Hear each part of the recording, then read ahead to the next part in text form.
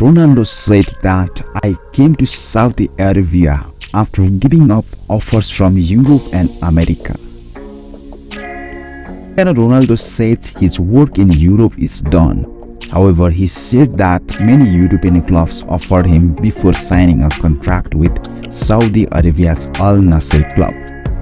Premier League club Manchester United terminated Ronaldo's contract after he criticized the club in a controversial interview.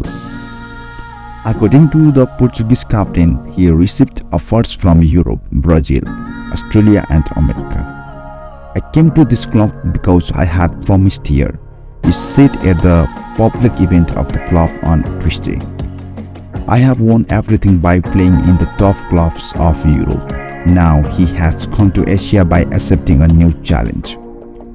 From Al Nassr, Ronaldo will receive the highest in history. According to the contract until 2025, he will receive a salary of $200 million per year.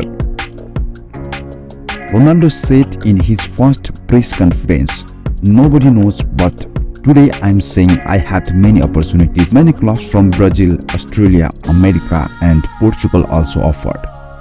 Ronaldo, a five-time Ballon d'Or winner, was greeted with thunderous applause and his familiar shoe celebration. He had public conversations with one of the club's officials. Journalists did not get an opportunity to ask questions. "I know the league here is competitive. I have watched many games. I am ready to play from today.